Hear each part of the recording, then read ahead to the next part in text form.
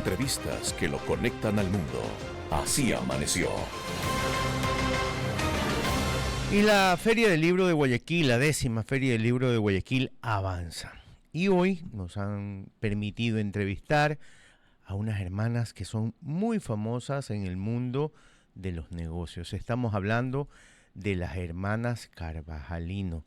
Ellas empezaron vendiendo chocolate a temprana edad, puerta a puerta, y hoy son reconocidas empresarias, conferencistas y autoras colombianas, fundadoras de Biz Nation, una plataforma de educación digital enfocada en el emprendimiento y desarrollo de habilidades productivas. Como decía, desde temprana edad han promovido la educación financiera, el empoderamiento juvenil a través de sus programas educativos e innovadores, impactando a miles de estudiantes en América Latina y Estados Unidos. Bienvenida a nuestro programa a las dos. Son tres, ¿verdad? Somos tres, hay 2 de 3 aquí hoy. Y cartageneras, barranquilleras, ¿qué son ustedes? De la costa, Una un mezcla mix entre Cartagena y Barranquilla. O sea, arepa de huevo se come Ay, siempre, qué rico. con buen suero. Delicioso, siempre. Pero mejor bolón acá. Acá, pero sabes que el cambio, la arepa de huevo es bastante buena, déjame decirte, con ese Se da la suerito. pelea. Así es. A ver, tengo una serie de preguntas, pero voy a empezar por la primera. Mi hija tiene 6 años y le encanta vender brownies a la familia. Nos saca billete a cada uno. Un brownie termina costando $15. ¿Está bien que ella empiece desde temprano haciendo este tipo de cosas? Totalmente. Yo siempre le digo a todo el mundo que cada vez que damos como una conferencia y decimos, nosotras empezamos vendiendo chocolates, todo el mundo dice, yo vendía tal, yo vendía CD, yo vendía stickers, todos vendimos algo cuando éramos pequeños. Y yo siempre digo que la diferencia en nuestra historia estuvo que mis papás nos enseñaron de una manera diferente a través del juego todo este tema de ser empresarias. Yo tenía 6 años y yo era la ejecutiva de ventas de la empresa Chococar. O sea que si igual ya los iba a vender, pues ya tenía un nombre, tenía un logo, teníamos responsabilidades.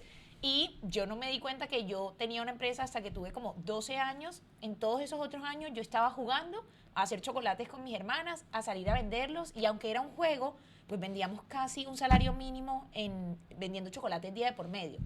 Entonces está súper bien que venda chocolates. A los $15 está bien también. Hay que decirle los costos y irle enseñando cosas que en el momento de pronto no tengan tanto sentido, pero que cuando ella vaya creciendo es como que, por esto era esto, ahora todo tiene sentido. Y más allá de eso, y te escuchaba hablando de Apple e inteligencia artificial, que es mi tema favorito en este momento. Pero estás igual de decepcionada que el celular no debo sabe. decir que estoy igual No lo de voy a cambiar decepcionada. todavía. Pero realmente el emprendimiento, tu hija es el perfecto caso. A través del emprendimiento nosotros descubrimos la mejor manera de que los niños desarrollen esas habilidades que no tiene en este momento, porque podría cambiar en el futuro, la inteligencia artificial, los robots. O sea, nosotros a través del emprendimiento aprendimos creatividad, confianza en nosotros mismos, pensamiento crítico, colaboración, todo eso lo desarrollamos a través del emprendimiento. Entonces, si tú quieres que tu hija pueda competir en un futuro contra un robot, esta es la mejor manera de jugando y de forma divertida aprenderlo. Ok. ¿Cuáles los nombres? ¿Karen? No. Karen viene en un avión de Quito ahora mismo. Entonces, Daniela y Stephanie. Ok, vamos, seguimos. Biz Nation, que es su emprendimiento, ya no es un emprendimiento, ya es lo que ustedes hacen a diario, ha impactado en miles de emprendedores en América Latina. ¿Qué consejo les darían a alguien que está comenzando su primer negocio y con recursos escasos? Bueno, lo primero que yo diría es, tiene que ir a leer nuestro libro. No, mentira. Lo primero que yo diría es que... ¿Cómo se llama el libro? Cómo hacer negocios sin dinero. Ok. Precisamente, nosotras empezamos con $15, nuestra empresa de chocolates, para comprar la materia prima, lo que necesitábamos, y el primer día que salimos a vender recuperamos la inversión y la reinvertimos y así sucesivamente íbamos creciendo la empresa. Pero mi mayor consejo y el mayor error que yo veo a diario, en el que caen la mayoría de los emprendedores que están empezando, es que se quiebran sin haber empezado. Es que yo necesito vender chocolate, entonces necesito gastarme tanto en el local, tanto en las máquinas, tanto en la publicidad, tanto en contratar a los empleados, y se llenan de un montón de costos y todavía no han salido a vender el primer producto.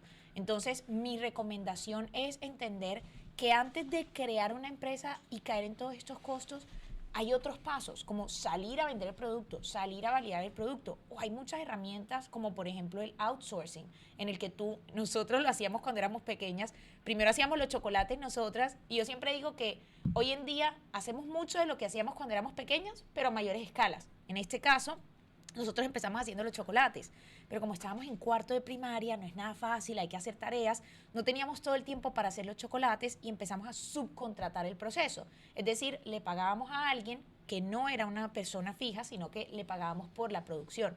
Hoy en día nuestras otras empresas hacemos lo mismo, y yo es algo que les recomiendo mucho a emprendedores cuando están empezando, indagar en temas como subcontratar procesos, o todo el tema de freelancing. Hoy en día que hay tantas personas en temas de, por ejemplo, para los temas de publicidad, de las redes sociales, edición de videos. Así que mi consejo, como para resumirlo, es no caigamos en el error de endeudarnos y quebrarnos antes de empezar. Tú vas a decir, pero es que esta pelada va con la inteligencia artificial. Yo les diría, hay que utilizar las herramientas que tenemos a nuestras manos. Obsesionarse con inteligencia artificial, con automatización sobre todo. O sea, hay muchas cosas que antes necesitabas un grupo gigante de empleados para que haga esto y lo otro. Y esto no es algo delegable, en mi opinión, lo debe manejar el emprendedor.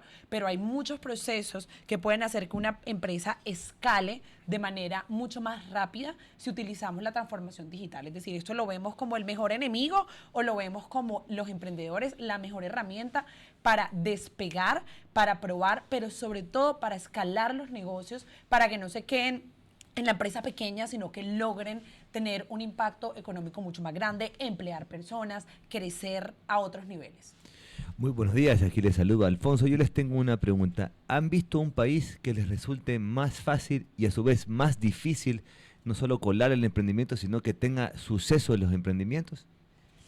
Eso es una buena pregunta. Yo creo que cada país tiene un ecosistema distinto en cuanto al emprendimiento, algunos un poco más avanzados que otros. Sin embargo, yo creería que no debemos hablar de países, sino de regiones. Lo que yo he encontrado es que en la mayoría de países se encuentra centralizado en las capitales el ecosistema de emprendimiento, es decir, que el acceso a capital, a información, a oportunidades están en las ciudades principales, y hay demasiado talento en las regiones que luego nunca llega a ser un emprendimiento de talla mundial, porque si hubiera tenido el ecosistema apropiado, La conexión, tal vez hubiera digamos, llegado. ¿no? Esa conexión. Y el crédito, ¿ustedes creen que el crédito es vital al momento de un emprendimiento? Porque también puede ser un buen crédito o un mal crédito, porque puedes recibir un mal crédito y puede ser tu peor condena. 100%. Yo creo que para iniciar un negocio no se necesita dinero, como lo decimos en el libro, pero para crecer un negocio sí necesitas este tema de pronto buscar financiación, que no necesariamente tiene que ser a través de un crédito. Y eso lo hablamos un poco en el libro. Las personas a veces creen que, bueno, listo, ya tengo que hacer un crédito, pero también esta es otra cosa, porque lo he escuchado mucho en emprendedores. Hacen un crédito y no saben muy bien ni siquiera en qué se lo van a gastar, pero es que hay que hacer el crédito entonces para crecer, y entonces después se gastan el dinero en lo que no es sino un plan. Entonces yo creo que para crecer una empresa y llevarla a grandes escalas sí se necesita de financiación, pero la única manera no es a través de créditos. Hay maneras como lo son competencias de las famosas pitch competitions, hay los ángeles inversionistas, y hay diferentes maneras de Los ángeles inversionistas son los padres. Pues Algunos. en nuestro primer emprendimiento, la verdad es que le hicimos un préstamo al mejor banco ángel inversionista que existe, que eran nuestros papás. Pero no, también hay una cosa muy importante cuando uno está levantando capital, que se llama Family and Friends, que es como esa primera pre-ronda que uno va La primera vender. capa que vas a llamar. La primera uno va, ¿cuáles son mis amigos y cuáles son mis familiares que les interesaría invertir en esta idea de negocio? Porque obviamente, a diferencia de un banco, es mucho más fácil el tema del retorno de la inversión, por decirlo así. Yo diría que no hay que satanizar los créditos, pero al mismo tiempo que hay otras opciones. En nuestro caso, necesitábamos empezar la plataforma de educación en línea, que hoy en día es BizNation. No teníamos un peso, no nos iban a dar un crédito porque no teníamos el historial para que eso sucediera. Entonces hicimos lo que mejor sabíamos hacer, era dar conferencias a dos manos. Empezamos a hablar en muchos lugares. Nos pagaban por cada conferencia, y ese fue el capital inicial de nuestra primera empresa. Entonces a veces le toca a uno ser un poco creativo. Hoy en día ya nos dan uno, pero en ese momento no. Ese también fue un emprendimiento, las charlas. Ese fue una Claro. charlas. hablan justamente de la importancia de saber si cuándo es un crédito o cuándo no, y eso se resume en la educación financiera, algo que no nos dan en las escuelas, por ejemplo, pero que es muy necesario cuando salimos y buscamos un lugar para comenzar a emprender o poner un negocio. En este caso, ustedes, ¿de dónde obtuvieron esta educación financiera? Y ahora, ¿cuál sería la recomendación para los padres o los niños, incluso para comenzar en este aspecto?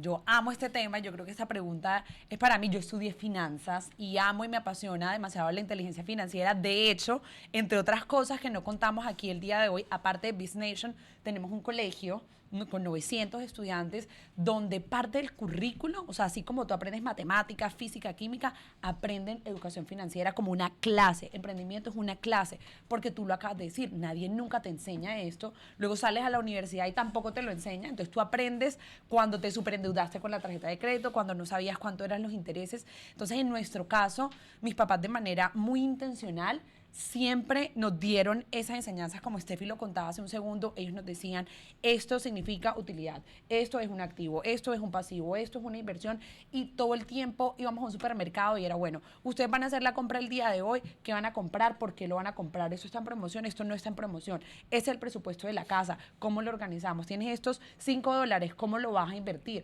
¿Qué parte vas a ahorrar? O sea, de nuestra vida siempre hizo parte de la educación financiera, y sentimos que es nuestra misión poder llevar esta educación financiera a través de nuestro colegio, pero también a través de Biz Nation, cursos que sean fáciles. La gente se bloquea porque dice, yo no soy bueno en los números y como que eso no es para mí, pero resulta que esto es parte esencial de todo ser humano. O sea, uno necesita entender cómo funcionan sus finanzas personales y cosas básicas que desafortunadamente nadie nunca te cuenta. Y al final del día, esto es un negocio de humanos. Sí, la inteligencia artificial que tanto te gusta, que también me gusta a mí, la que nos ayuda muchísimo en todos los aspectos de la vida hoy en día, pero al final la persona quiere que no le conteste una máquina al final del día. Al final quiere que un ser humano le responda y lo ayude en su día a día. ¿Cómo el emprendedor debería entender eso?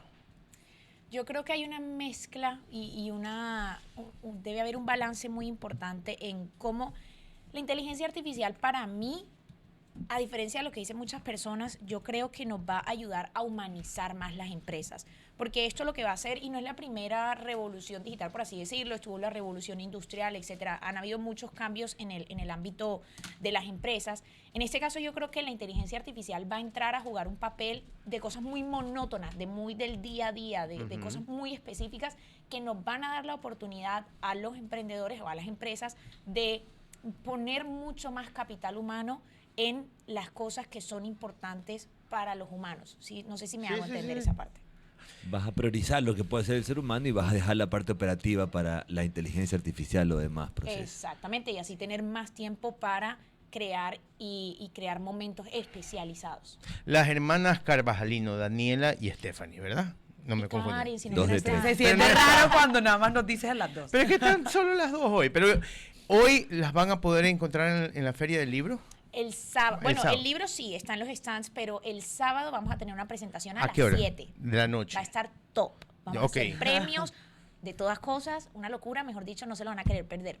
Aquí en el Centro de Exposiciones y Convenciones de Simón Bolívar de Guayaquil, Así, ¿verdad? Ahí. Tal cual. ¿Qué les ha parecido Guayaquil hasta ahora? Amo, hemos venido en diferentes oportunidades y de verdad que la gente es súper amable, me encanta. O sea, siempre muy welcoming Guayaquil. Amo Guayaquil y amo el bolón.